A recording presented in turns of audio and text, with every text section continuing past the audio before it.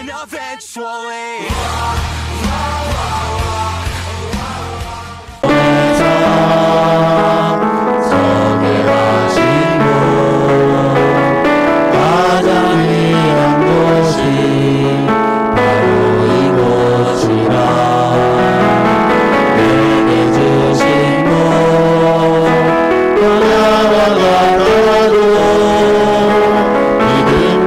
소망 가지고 최선을 다하리.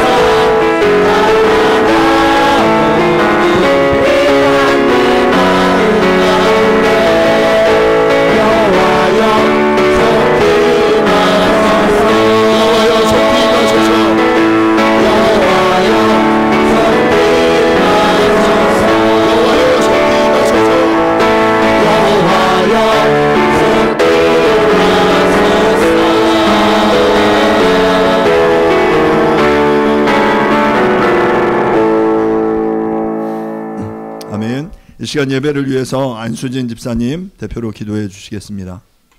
내 이름으로 일컫는 내 백성이 그 악한 길에서 떠나 스스로 겸비하고 기도하여 내 얼굴을 구하면 내가 하늘에서 듣고 그 죄를 사하고 그 땅을 고칠지라. 아멘.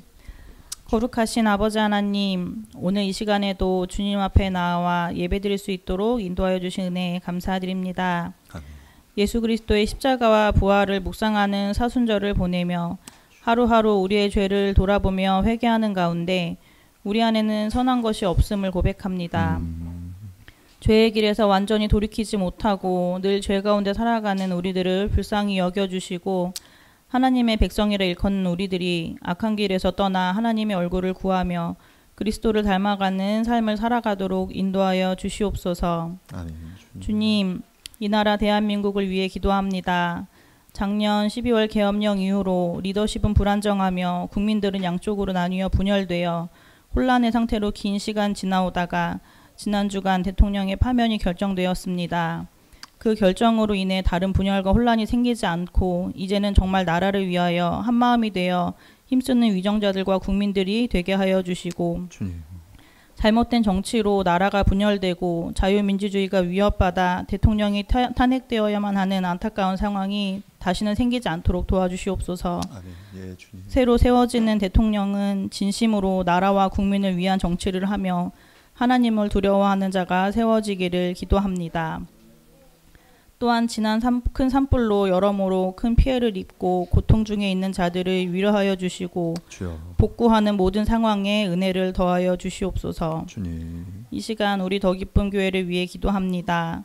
늘 말씀과 기도가 살아있고 영혼 구원에 힘쓰는 교회가 되게 하여 주시고 모든 성도 한 사람 한 사람이 제자로 세워져 가며 각자 삶에서 삶으로 하나님을 드러내는 귀한 지체가 되게 하여 주시옵소서. 아멘. 아버지. 어린아이들부터 어른까지 늘 말씀을 떠나지 않고 하나님 뜻 안에 살아가는 그런 귀한 성도들 될 수 있도록 인도하여 주시옵소서.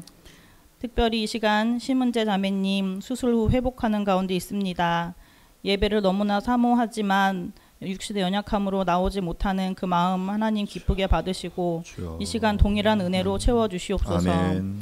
하루속히 회복되고 건강한 모습으로 다시 하나님께 예배드릴 수 있도록 하나님 지켜주시옵소서. 아멘. 예, 주님. 말씀 전하시는 목사님 늘 함께 하시고 세상의 어떤 이치와 가치관이 아니라 하나님의 말씀으로만 전하실 수 있는 그런 귀한 목사님 되게 하여 주시고 듣는 이들의 마음 가운데 그 말씀이 심기어져 열매 맺는 귀한 말씀 되게 하여 주시옵소서. 아멘. 예, 주님. 이 시간 우리가 드리는 예배 드리는 이 시간 하나님 이곳에 임재하여 주시고 우리에게 은혜를 더하여 주시기를 원합니다. 홀로 영광 받아 주시옵소서. 아멘. 예수님의 이름으로 기도드렸습니다. 아멘.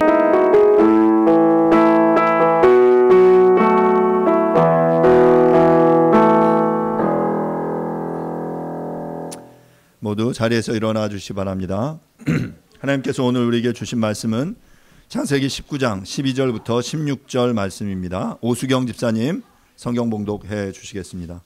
하나님께서 오늘 우리에게 주신 말씀은 창세기 19장 12절에 16절까지 말씀입니다. 말씀을 봉독하겠습니다. 그 사람들이 롯에게 이르되 이외에 네게 속한 자가 또 있느냐?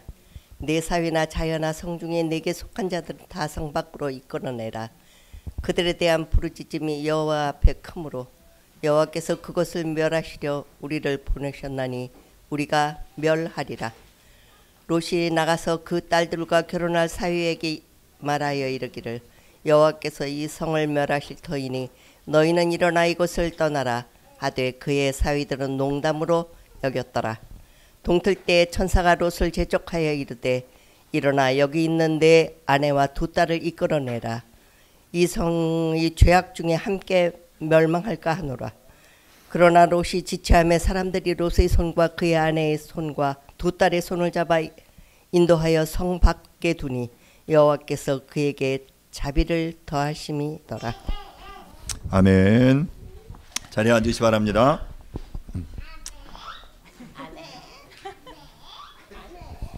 지난주 우리는 마침 하나님의 때라는 제목으로 여러분들과 함께 말씀을 살펴보았습니다.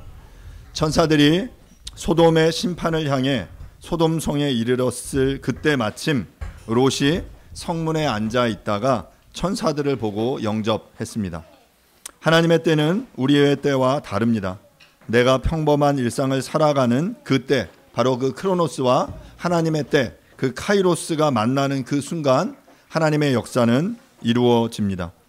롯이 오늘은 내가 꼭 천사들을 만나서 소돔의 심판 가운데 우리의 가족들을 구원하고 말겠어 라는 마음으로 성문에 앉아 있었던 것이 아닙니다. 평범한 일상의 루틴 속에서 마침 그때 자신에게 나온 그 하나님의 천사들, 그 무리들을 알아본 것이죠. 그리고 그들을 마음을 다해 환대했습니다. 그 일상이 하나님의 역사 가운데 연결되어져서 지금 오늘 이 본문 속에 롯의 가족들이 구원을 받게 되는 것이죠. 하지만 우리가 지난주 살펴본 것처럼 소돔의 백성들은 이 방문객, 나그네들을 이끌어내어 내가 그들과 상관하겠다라고 위협했습니다. 보통 이 말씀에 이 상관하겠다라는 이 표현이 이 성적인 죄악을 남색이라고 말씀을 드렸죠. 소돔의 죄악은 동성애와 같은 성적인 죄와 동시에 나그네를 제대로 접대하지 않은 것이다라고 말할 수 있습니다. 이 상황 가운데 이 아주 절체절명의 위기의 순간에 롯은 자신의 두 딸을 내어주면서까지 그들을 보호하기 위해서 애를 쓰죠. 하지만 롯마저 위협을 당하게 되었을 때 천사들이 롯을 이제 이끌어들이고 그 무리들을 그들의 눈을 어둡게 하는 모습이 지난주에까지의 이야기였습니다. 오늘은 그 이어지는 이야기인데요. 우리가 읽은 본문은 12절부터 16절인데요. 12절부터 22절의 말씀을 통해서 농담으로 여겼더라라는 제목으로 여러분들과 오늘 함께 말씀을 나누도록 하겠습니다. 먼저 12절부터 14절 말씀을 제가 다시 한번 읽도록 하겠습니다. 그 사람들이 롯에게 이르되 이 외에 내게 속한 자가 또 있느냐? 내 사위냐 나 자녀나 성중에 내게 속한 자들을 다 성 밖으로 이끌어내라. 그들에 대한 부르짖음이 여호와 앞에 크므로 여호와께서 이곳을 멸하시려고 우리를 보내셨나니 우리가 멸하리라.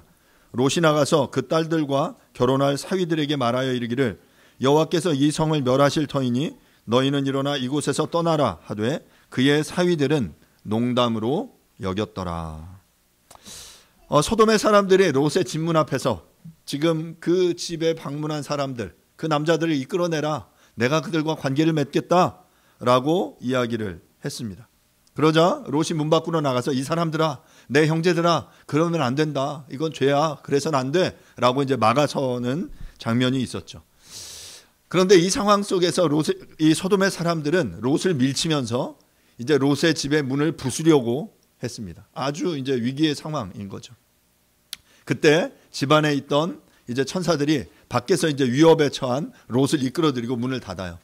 그리고 이 무리의 눈을 어둡게 했다라고 말씀을 하시죠. 자, 그리고 나서 이제 13절에 이제 천사들이 이제 롯에게 이곳에 방문한 이유를 이야기합니다. 13절 다시 보시면 그들에 대한 부르짖음이 여호와 앞에 크므로 여호와께서 이곳을 멸하시려고 우리를 보내셨나니 우리가 멸하리라. 우리가 이곳에 방문한 이유가 바로 이곳의 부르짖음으로 인해 하나님이 이곳을 멸하시기 위해서 우리를 보내셨다. 우리가 이곳을 멸할 거야 라고 이야기한 거죠. 어찌 보면 지금 소돔의 사람들이 천사들에게 한 행동이야말로 소돔의 죄악에 대한 확실한 증거였을 것입니다. 그 땅의 이 죄악, 그 땅의 부르짖음이 정말 그러한가 보려고 왔는데 지금 천사들이 보니까 정말 그런 거예요. 정말 심판받아 마땅할 만큼 이 땅의 죄악이 아주 가득 차 있다라는 사실을 그들이 눈으로 확인했던 거죠. 그러면서 먼저 천사들은 롯에게 뭐라고 말하냐면 너의 사위나 자녀나 너에게 속한 모든 자들을 성 밖으로 이끌어내라 라고 이야기를 하고 있는 것입니다. 지금 이 천사들은 자신들이 몸소 이 소돔의 죄악을 경험했어요. 그리고 그것에 대해서 그 증인으로 어찌 보면 이야기를 하고 있는 거죠. 자신들이 지금 이 소돔에 와서 소돔의 사람들에게 어떤 위해를 가한 것도 아닙니다. 그런데 지금 소돔 사람들은 자신들을 겁탈하려고 한 것입니다. 하지만 소돔 사람들의 행위와는 대조되게 롯은 천사들을 환대했습니다. 그러자 천사들은 이제 이 롯에게 은혜를 베풀죠. 자비를 베풀어요. 너에게 속한 이들을 성 밖으로 이끌어내라 라고 이야기합니다. 이 말씀을 보면서 저는 여호수아서의 라합이라는 기생의 이야기가 생각이 났습니다. 여호수아서 2장에 보면 이스라엘의 정탐꾼들이 이제 이 여리고 성을 방문한 사건의 이야기가 나옵니다. 모세가 죽고 나서 이제 모세의 후임으로 여호수아가 이스라엘의 리더로 세워지죠. 그리고 이제 가나안에 입성하기 위해 이제 나아가는데 바로 그 앞에 있었던 첫 번째 성이 무슨 성이냐면 여리고 성이에요. 여러분, 어떤 전쟁을 하기 위해서는 계획을 세워야 되죠. 그래서 그 계획을 위해서 여호수아가 2명의 정탐꾼을 이 여리고 성으로 보냅니다. 자, 그러자 이제 그 스파이를 보낸 거죠. 여리고 성으로 스파이를 보내자 이제 여리고의 백성들이 그 소식을 어디서 들었는지 알고 그 여리고 성의 왕에게 이야기해요. 이 땅에 지금 정탐꾼 스파이가 들어왔다. 그들을 색출하자라고 이야기를 합니다. 그래서 집집마다 다니면서 이제 이곳에 스파이가 왔는지를 묻죠. 그러다가 이제 기생 라합의 집에 이르러서 이곳에 스파이가 들어왔지, 정탐꾼이 왔지라고 묻습니다. 아마도 이 기생의 이 라합의 집은 여리고 성 문에 성벽에 있었고 아마 기생의 집이었기 때문에 아마 예전에 주막집이나 이제 그런 용도였으리라고 생각이 돼요. 나그네들이 거쳐 지나가는 그런 곳이었기 때문에 당연히 그 여리고 성의 군사들이 와서 물었겠죠. 라합이 이야기합니다. 잘 모른다. 왔지만 저쪽으로 먼저 갔다. 지금 쫓아가면 그 사람들을 찾을 수 있을 거야 라고 이야기를 합니다. 그리고 군사들이 막 쫓아갔지만 찾지 못해요. 왜냐하면 라합이 그 2 정탐꾼을 자기의 집에 그 3대 밑에 숨겨 두었기 때문이죠. 그곳에 이제 숨어 있었어요. 정탐꾼들은. 그리고 나서 라합이 이제 그 정탐꾼들에게 나아가서 이야기합니다. 이 상천하지 하나님, 이 하나님이 이 땅을 심판할 줄을 우리가 안다. 그러면 그때 당신들이 우리를 기억해달라, 우리를 구원해달라라고 요청을 하죠. 그러자 이 2 정탐꾼이 그 말을 듣고 증표로 붉은 줄을 줍니다. 내가 너에게 붉은 줄을 준다. 이 붉은 줄을 이제 이스라엘이 여리고 성을 이제 그 침공하러 올 때 그 문에 창문에 달아두면 이 붉은 줄이 매여 있는 이 집안에 있는 사람들은 보호해 주겠지만 그 외에 다른 사람들은 다 진멸할 거야 라고 이야기를 해요. 그래서 증표로 붉은 줄을 받습니다. 그리고 이어지는 이후의 사건들 속에 보면 실제로 이제 그 이스라엘이 여리고 성을 침공할 때 그래서 그곳을 다 침략해서 모두 다 진멸시킬 때 오직 한 집 그 붉은 줄이 창문에 매달려 있는 그 집 안의 식솔들은 그리고 그 집 안에 속해 있는 모든 물건들은 손대지 않고 보호해 줍니다. 약속대로. 바로 이 이야기, 바로 기생 라합의 집에 속한 이들은 다 살려주었던 그 이야기가 바로 오늘 이 본문 속에서 동일하게 적용돼요. 천사들이 뭐라고 말하냐면 롯에게 이런 기회를 주는 거예요. 자, 너가 지금 너에게 속한 집의 모든 사람들은 자 이제 그 집에서 이끌어내라. 이제 이 성문에서 이 마을에서 이끌어내라 라고 이야기를. 그러면 그들이 살 거야 라고 이야기를 하죠. 자, 그러자 롯이 다급하게 달려간 곳은 누구냐면 그들의 사위들이었어요.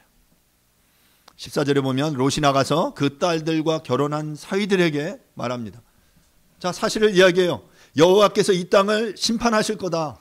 그러니 너희는 이곳에서 우리와 함께 이곳을 떠나자, 나가자 라고 이야기를 했어요. 자, 그런데 그 사위들의 반응이 놀랍습니다. 뭐라고 이야기합니까? 그 사위들은 농담으로 여겼더라. 농담으로 여겼더라.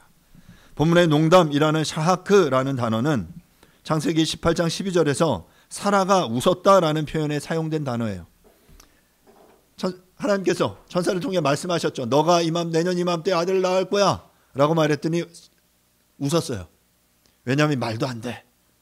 내가 지금 이 나이가 몇 살인데 지금 내가 아이를 낳는단 말이야 라고 이렇게 비웃으며 웃었던 그 웃음. 지금 바로 이 사위들이 야, 이 땅을 하나님께서 멸하실 거야. 그러니 속히 피해야 돼 라고 말하는 이 긴박한 심판의 메시지에 대해서 말도 안 돼 라고 이야기를 했던 것이죠. 이들은 롯을 통한 하나님의 엄중한 심판의 메시지를 농담으로 하찮게 가볍게 여긴 것입니다. 반면에 여리고성의 라합의 가족들은 기생 라합의 말을 농담으로 여기지 않고 이스라엘이 성을 공격해서 점령할 때 다른 곳으로 도망가지 않고 그 집에 모여 있었어요. 이 붉은 줄이 묶여있는 이 집 안에 있어야 돼. 그래야 심판을 면할 수 있어 라는 그 메시지대로 행동했죠. 라합의 말을 의미 있게 무겁게 여긴 거예요. 그렇다면 왜 이 사위들은 장인 롯의 심판의 경고를 농담으로 여겼을까? 우리가 몇 가지 생각해 본다면 창세기 13장 13절에는 소돔 사람들은 여호와 앞에 악하며 큰 죄인이었더라 라고 기록되어 있습니다. 롯의 사위들은 바로 이런 악한 문화 속에서 익숙하게 살아가고 있었기 때문에 하나님의 심판의 경고를 우습게 여긴 것입니다. 그러니까 그 문화가 그랬어요. 이 죄악 가운데 있었고, 그래서 그런 말들은 다 하찮게 여기는 그런 시대 정신이 압도하고 있는 상황이었던 거죠.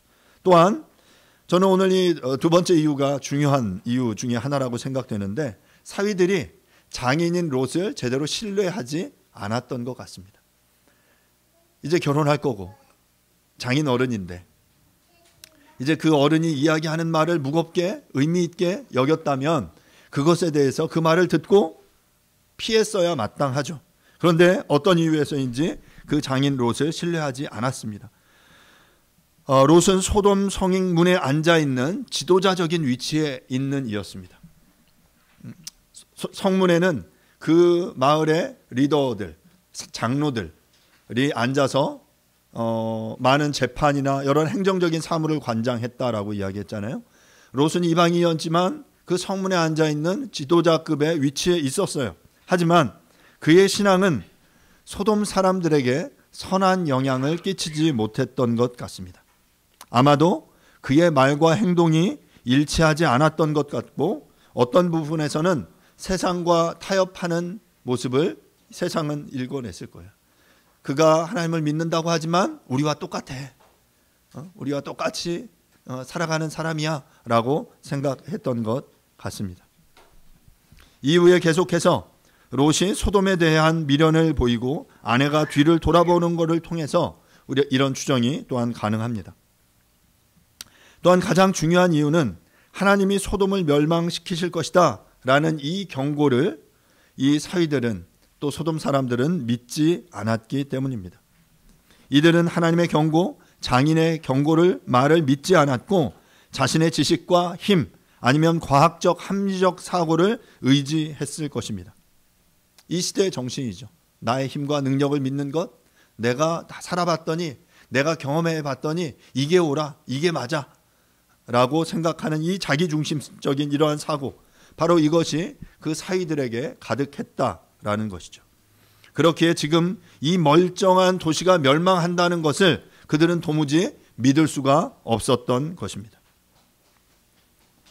사랑하는 여러분, 우리들은 이 성경의 말씀에 대해서 어떤 태도를 보이고 있습니까? 소돔과 같이 죄악을 향해 치달아가는 이 세상을 향해 한탄하시는 하나님의 음성을 듣고 있습니까? 그 심판의 경고를 가볍게 여기지 않고 농담으로 여기지 않고 우리들은 무겁게 듣고 있습니까? 아니면 또한 내가 하나님의 사람으로 이 땅을 향한 하나님의 심판에 대해서 이야기할 때 세상 사람들은 나의 삶의 모습을 보고 내 말을 의미 있게 무겁게 여기고 있습니까? 나의 말을 듣는 이 사람들이 내 말을 무게 있게 여기느냐 말입니다. 사랑하는 여러분, 우리의 삶에 내가 하나님을 믿는 그 모습들을 내가 애써 드러내지 않아도 세상은 주목하고 있어요. 주변의 사람들이, 우리의 가까운 가족들이 지켜보고 있어요. 그리고 그 모습을 보고 그의 언행일치, 그리고 그의 그 예수 믿는 그 삶의 아름다움을 보고 그 매력을 보고 사람들은 반응하게 되는 거예요. 그리고 우리가 어떤 이야기들을 할 때 그 말을 의미 있고 무게 있게 듣느냐, 아니면 농담과 같이 여기느냐가 달려 있는 것이죠. 이어 15절부터 17절 말씀입니다. 동틀 때 천사가 롯을 재촉하여 이르되 일어나 여기 있는 내 아내와 두 딸을 이끌어내라. 이 성의 죄악 중에 함께 멸망할까 하노라. 그러나 롯이 지체하매 그 사람들이 롯의 손과 그 아내의 손과 두 딸의 손을 잡아 인도하여 성 밖에 두니 여호와께서 그에게 자비를 더하심이었더라. 그 사람들이 그들을 밖으로 이끌어낸 후에 이르되 도망하여 생명을 보존하라. 돌아보거나 들에 머물지 말고 산으로 도망하여 멸망함을 면하라. 동틀 때 천사가 롯을 재촉합니다. 일어나서 내 아내와 두 딸을 이끌어내라. 이 성이 죄악으로 멸망할 거다 라고 아주 긴급하게, 아주 긴박하게 이야기를 하죠. 그러나 롯의 모습은 어떻습니까? 지체하고 머뭇거리고 있어요. 하나님이 이 땅을 심판하실 거야. 빨리 네 가족들을 데리고 탈출해, 도망가 라고 아주 재촉하며 긴박하게 이야기하고 있는데 롯은 머뭇거리고 지체하고 있는 거죠. 사랑하는 여러분, 혹시 이런 이 지체하고 있는 이 모습이 우리의 모습은 아닙니까?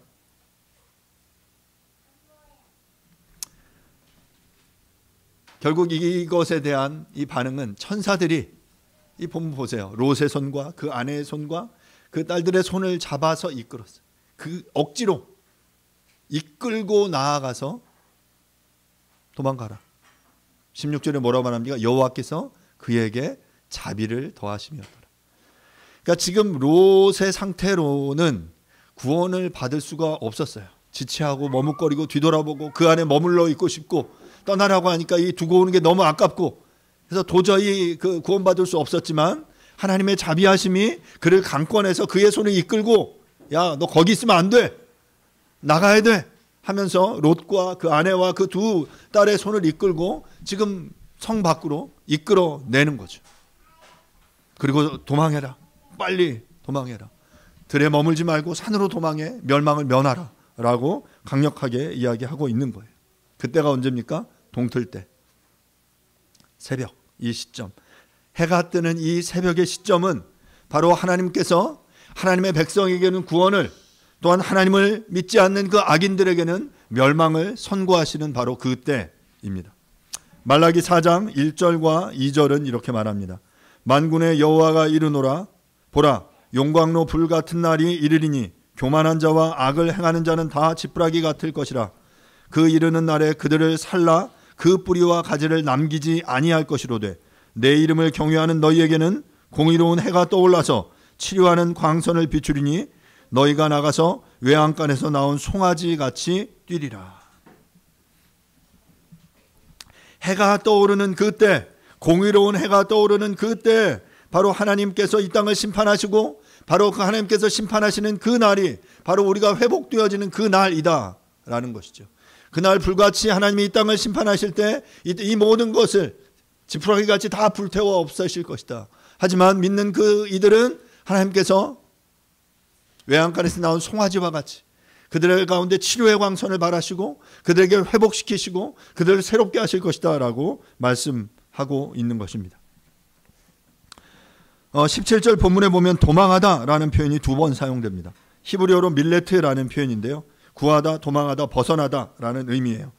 신약에 이것에 대응되는 표현은 소조라는 표현인데 이것은 구원하다, 구하다 라는 표현입니다. 그러니까 본문 속에서 이 도망하다 라는 표현은 17절에서 두 번, 또한 19절, 20절, 22절에서 한 번씩 사용돼요. 이 표현은 그 심판의 자리를 떠나서 구원을 받으라는 이야기예요. 그러니까 왜 도망하냐면 그곳에 있으면 하나님의 심판이 임하니까 소돔에 있는 그들과 함께 멸망하게 될 거니까 그곳에 있으면 안 되고 도망해서 그곳을 이탈해서 그것을 떠나서 하나님의 구원의 자리 가운데로 나아가라 라고 촉구하는 것이 바로 이 본문에서 도망하라 라는 그런 요청이에요. 그런데 본문에서 보는 것처럼 롯은 새벽이 되어서도 소돔과 고모라를 떠나는 것을 주저했습니다. 천사들이 절박한 이 상황을 외쳤지만 그는 여전히 머뭇거렸고 결국 억지로 천사들의 손에 이끌려서 성 밖으로 끌려 나오게 됩니다. 우리는 이 본문 속에서 여전히 롯의 이중성을 봅니다. 그는 사위들에게 구원을 외쳤지만 여전히 자신도 그 도시의 화려함에 마음을 빼앗기고 있는 것입니다. 아마도 그래서 롯의 사위들은 그의 경고를 농담으로 여겼을지도 모릅니다. 롯의 가족이 천사들에게 이끌려 나온 것은 전적으로 롯의 의로움 때문이 아니라 바로 하나님의 자비하심이었다 라고 16절은 분명하게 이야기합니다. 사랑하는 여러분, 우리들은 어떻습니까? 우리들도 성경 말씀을 통해 하나님의 뜻이 무엇인지 압니다. 하나님께서 공의와 정의의 하나님이시며 당신의 진리로 이 땅을 심판하실 것을 믿습니다. 그래서 하나님의 심판을 의식하고 두려워하지만 여전히 우리들은 우리의 삶의 편안함과 즐거움에 안주하고 싶은 본성을 거부하기가 어려워서 여전히 머뭇거리며 여전히 지체하고 있지는 않습니까? 천사들은 롯의 가족을 이끌어낸 후 도망하여 생명을 보존하라, 돌아보거나 들에 머물지 말고 산으로 도망하여 멸망함을 면하라 라고 17절에 이야기합니다. 이전의 롯의 모습을 보면 소돔에서 살다가 전쟁 포로가 되었고 아브라함에 의해 겨우 구출되고 나서도 여전히 다시 소돔에 돌아와 다시 정착해서 살고 있었습니다. 또한 롯은 천사들을 통해 소돔이 멸망할 것을 들었지만 여전히 주저하고 있습니다. 사랑하는 여러분, 우리들은 어떻습니까? 큰 질병 가운데 나를 회복시키시고 여러 경제적인, 사회적인, 관계적인 문제들 속에서 나를 건져내 주셨습니다. 그런 은혜를 받은 것이 사실입니다. 하지만 우리는 롯처럼 여전히 소돔에 머물며 소돔이 멸망할 것에 대한 소식을 들었음에도 불구하고 우리들은 주저하고 있지 않습니까? 우리의 삶의 과거 속에 하나님의 은혜가 전혀 없었던 것이 아닙니다. 하나님이 은혜를 베푸셨고 우리의 삶 가운데 함께 하셨고 나는 하나님의 백성이고 하나님의 사람이야 라는 이 믿음의 다짐들이 있지만 하지만 여전히 우리의 이 이중성, 하나님과 세상을 겸하여 섬기려는 이 모습들이, 이 롯의 모습이 바로 우리의 모습 아닙니까? 들에 머물지 말라라고 말한 것은 심판의 영향권에서 완전히 벗어나야 한다라는 의미입니다. 이번 경북 화재 현장에서도 이런 상황들이 많이 발생했습니다. 산불이 너무 급속히 이렇게 퍼져나갔기 때문에 그 마을 전체에 대한, 도시 전체에 대한 대피 명령이 내려졌습니다. 자, 그런데 그 명령을 듣지 못했거나 아니면 그 명령을 가볍게 여긴 이들 중에 피해가 많이 발생했습니다. 완전히 떠나야 되는데 그 피해 현장으로부터 멀리 도망가야 되는데 도망가지 않고 그 말을 제대로 듣지 않고 그곳에 머물러 있다가 피해를 입은 이들이, 심지어 사망을 당한 이들이 많이 있습니다. 소돔을 향한 심판은 단순한 화재나 전쟁이 아닌 하나님의 초자연적이고 전면적인 진노의 심판이었기 때문에 최대한 그곳을 빠져나와 멀리 떨어져라 라는 그런 의미였습니다. 또한 지금 강제로 도시를 떠나는 롯에게 천사가 뒤돌아보지 말라라고도 말합니다. 그러니까 이것은 단순히 이제 뒤돌아서 뒤를 보지 말라라는 명령 이상이죠. 여러분, 왜 뒤돌아보는 거죠? 그 뒤에 미련이 있기 때문입니다. 그 이전의 삶에, 그리고 그 과거에 대한 미련을 가지고 있기 때문에 하나님과 세상을, 돈과 하나님을 함께 섬기려는, 함께 갖고자 하는 우리의 이 욕망이 여전히 남아있기 때문 아닙니까? 너의 죄악된 과거와 단절하라 라는 명령이 바로 너의 뒤를 뒤돌아보지 말라라는 명령인 것입니다. 왜냐하면 이 심판의 날에 지체하거나 머뭇거리는 태도는 생명을 잃게 할 수 있기 때문입니다. 결국 롯의 아내는 이 명령을 순종하지 않으므로 소금 기둥이 되었습니다. 그래서 떠나서 들에 머물지 말고 너희들이 산으로 도망하라 라고 명령합니다. 왜 산으로 도망가라고 했을까? 아마도 이것은 하나님의 심판으로부터 완전히 분리된 곳으로 피하라는 상징적인 의미였던 것으로 보입니다. 성경에서 종종 산은 하나님과의 만남의 장소, 보호의 장소를 의미합니다. 예를 들어 시내산, 감람산, 아라랏산, 이런 산들은 그 하나님의 보호가, 하나님의 은혜가 베풀어지는 그런 자리였던 거죠.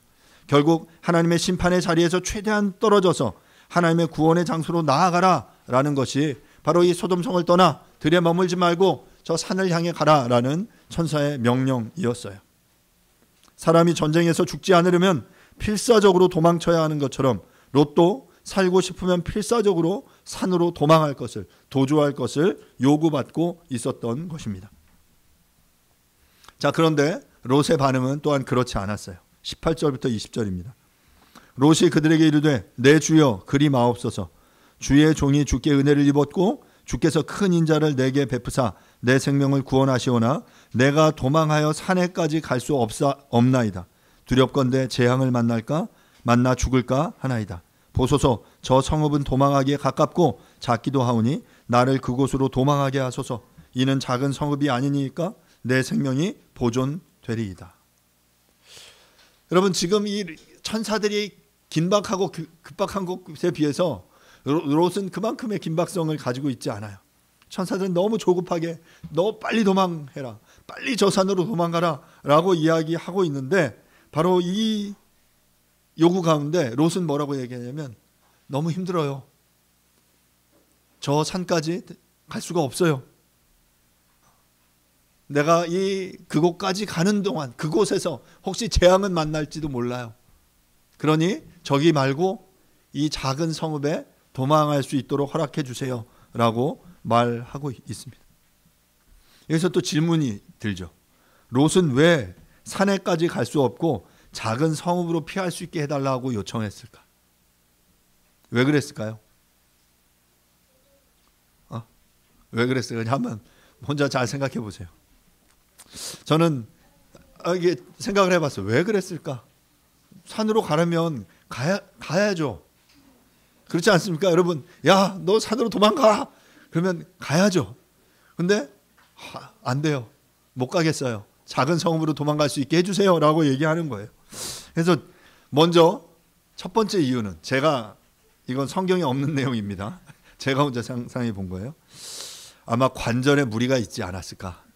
아마 롯이 관절염을 앓고 있었던 것으로 보입니다. 도망갈 체력이 안 됐어요. 도망가려고 했는데 너무 다리가 아프고 너무 힘들어서 거기까지 갈 수 없어서 먼 거리를 단시간에 이동하는 것이 불가능했기 때문에 아마 이 가까운 곳에 머물 수 있게 해달라라고 요청했을지도 모릅니다. 여러분, 체력을 기르십시오. 주님이 도망가라 말씀하실 때 언제든지 주님이 명하신 곳까지 도망할 수 있도록 여러분 체력을 잘 준비해 놓으십시오. 또는 두려움이 컸고 신뢰가 부족했기 때문이 아닌가라는 생각을 합니다. 저 산까지 도망하라라고 말씀하시지만 너무나 강력한 하나님의 심판에 마주하면서 도저히 그곳까지 갈 자신이 없었던 거예요. 너무 두려웠고 그 심판이 너무 강력해서 그곳까지 가는 동안, 그 산까지 가는 동안 하나님의 심판이 임해서 이 피해를 얻지 않을까? 죽게 되지 않을까라는 그 마음의 불신, 두려움이 그 가운데 작동하지 않았을까라고 생각이 들어요. 그러면서 또한 19절에 보면 두렵건대 재앙을 만나 죽을까 하나이다 라고 이야기를 하고 있어요. 그러니까 그에게는 두려움이 있었던 거예요. 재앙을 만나게 될지 모른다라는 이 두려움이 그 가운데 있었기 때문에 이 재앙을 피할 수 있게 해달라라고 이야기를 하는 거죠. 또한 롯은 그 앞선 사위들이 농담으로 여겼던 이유와 연결해 보자면 롯은 도시 생활에 익숙하고 그곳의 삶을 좋아했던 사람이었기 때문에 아브라함과 헤어질 때도 도시를 선택했죠. 그래서 아마도 그에게 있어서 산은 거칠고 불편하고 고립된 장소였기에 비록 작은 성읍일지라도 산보다는 익숙한 도시 생활을 편안하게 여겼을지도 모릅니다.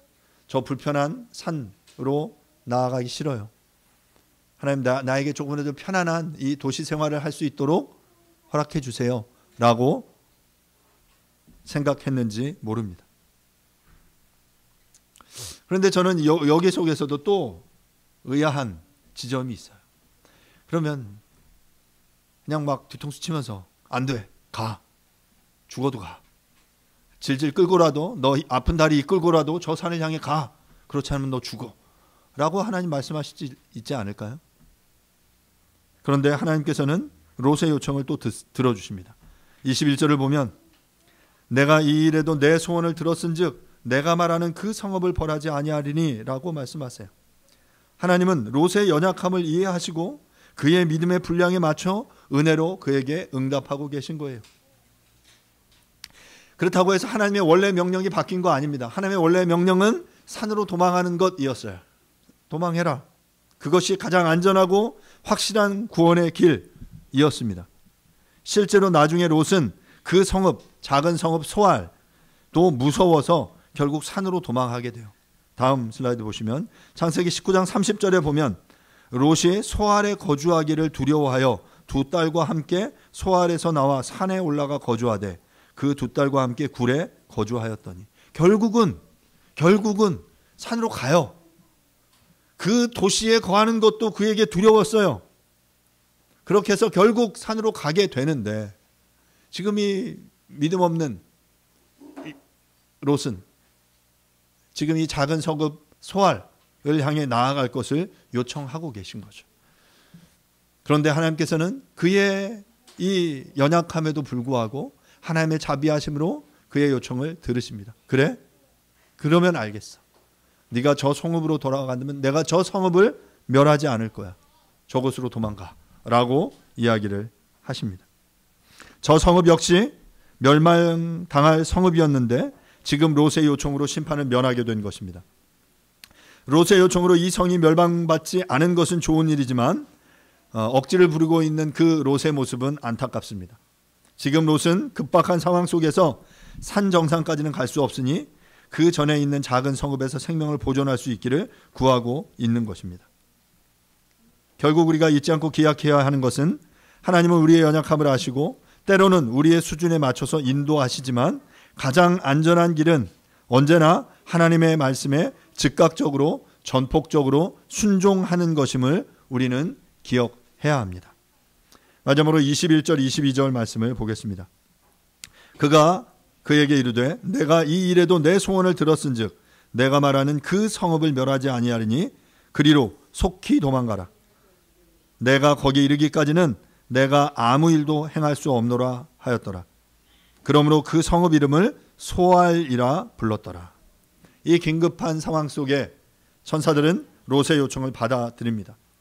그리고 21절에 말한 것처럼 너 요청대로 내가 그 성읍을 멸하지 않겠다 라고 말씀하십니다. 그리고 속히 그곳으로 도망할 것을 이야기하죠. 롯의 가족이 그 성읍에 도착하기까지는 아무 일도 행할 수 없다라고 말씀하셨어요. 그 성의 이름이 소알입니다. 소알의 뜻은 바로 자금, 하찮음이라는 뜻이에요. 이 작은 성읍이 어땠는지는 명확하지 않습니다. 다만 소돔과 고모라 인근의 작은 성읍이었음은 분명합니다. 롯이 소돔 사람들보다 더 의로웠던 것은 사실입니다. 하지만 롯의 의로움이 그들을 구한 것이 아니라 여호와의 자비가 그에게 임했기 때문이죠. 16절 다시 보시면 그러나 롯이 지체함에 그 사람들이 롯의 손과 그 아내의 손과 두 딸의 손을 잡아 인도하여 성 밖에 두니 여호와께서 그에게 자비를 더하심이었더라. 결국 그들을 구한 것은 그 하나님의 자비하심이었어요. 이후 우리가 다음 주 이제 29절 말씀을 보면 아브라함의 중보가 그를 구했다라는 것을 알 수 있습니다. 이 롯의 가족의 구원의 이야기를 아브라함으로 말미암아 온 민족이 복을 받을 것이다 라는 말씀의 응답으로 볼 수 있습니다.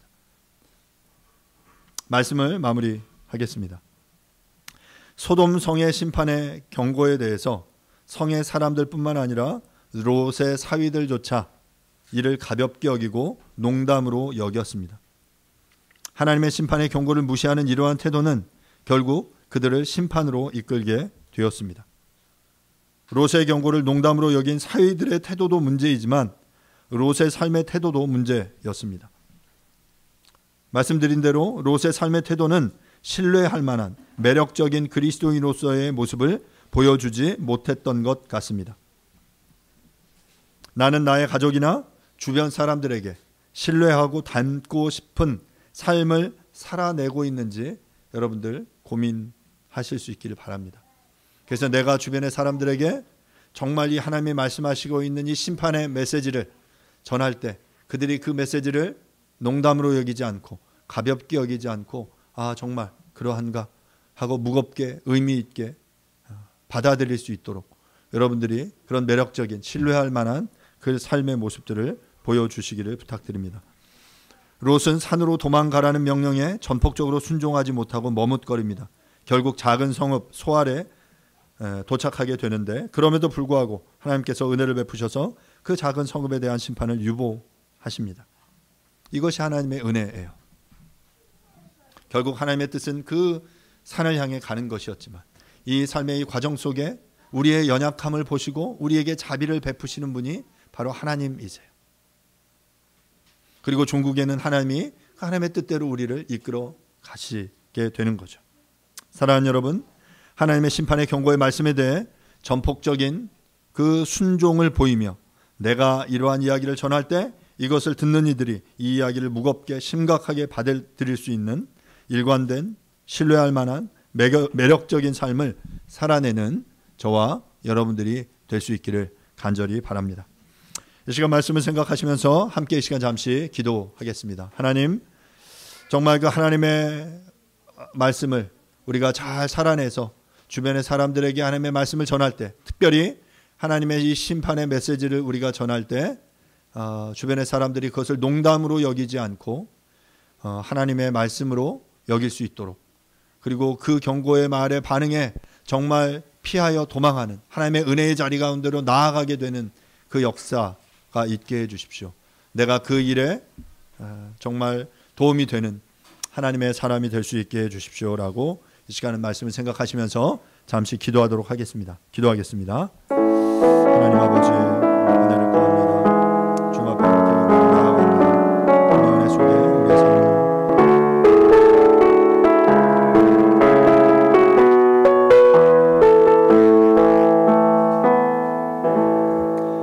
롯이 나가서 그 딸들과 결혼할 사이들에게 말하여 이르기를 여호와께서 이 성을 멸하실 터이니 너희는 일어나 이곳에서 떠나라 하되 그의 사위들은 농담으로 여겼더라.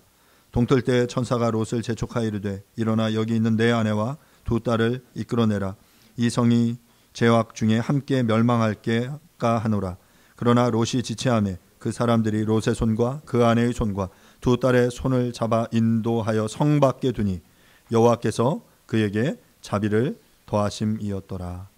주님, 이 소돔 땅을 향한 심판의 메시지를 전했을 때 그 사람들은 또한 그의 사위들은 이것을 농담으로 여겼습니다. 결국 이들의 이러한 태도가 그들을 심판으로 이끌게 되었습니다. 하나님, 우리들은 하나님의 심판의 메시지를 가볍게 여기고 있지는 않습니까? 아니, 우리가 그 롯처럼 하나님의 그 심판의 메시지를 이야기함에도 불구하고 우리의 일관성 없는 삶의 모습, 하나님과 세상을 겸하여 섬기는 듯한 이러한 삶의 모습 때문에 사람들이 우리의 말을 의미 있게, 무게 있게 받아들이지 않고 그래서 농담으로 여기고 있지는 않습니까? 주님, 간절히 구하오니 우리의 삶의 모습을 통해서 정말 우리가 신뢰할 만한 매력적인 삶의 모습을 보이는 하나님의 백성들 되게 해 주십시오. 그래서 정말 그들에게 하나님의 말씀을 전하고 증거할 때 그들이 그 하나님의 말씀을 듣고 그것을 의미 있게 받아들이고 정말 그 말씀 앞에 반응하며 나아올 수 있도록, 그래서 구원의 자리 가운데 나아오게 되도록 하나님께서 은혜를 베풀어 주시옵소서. 사랑하는 주님, 우리의 인생과 삶 가운데 함께해 주셔서 우리가 이 소돔 성에 거하며 소돔을 뒤돌아보며 하나님과 이 세상을 겸하여 섬기는 어리석은 자들이 아니라 하나님의 명령에 순종하여 하나님의 말씀하실 때 그 말씀 앞에 순종하여 우리의 자리를 옮길 줄 아는, 그래서 또한 그 심판의 메시지를 이 세상의 사람들을 향해 전하는 하나님의 백성들이 다 되어질 수 있도록 하나님 역사하여 주시옵소서. 모든 것을 주님의 손에 의탁드립니다. 예수님의 이름으로 기도합니다. 아멘. 교리문답 14번 문화입니다. 하나님은 우리를 만드실 때 자신의 율법을 지킬 수 없도록 만드신 것입니까?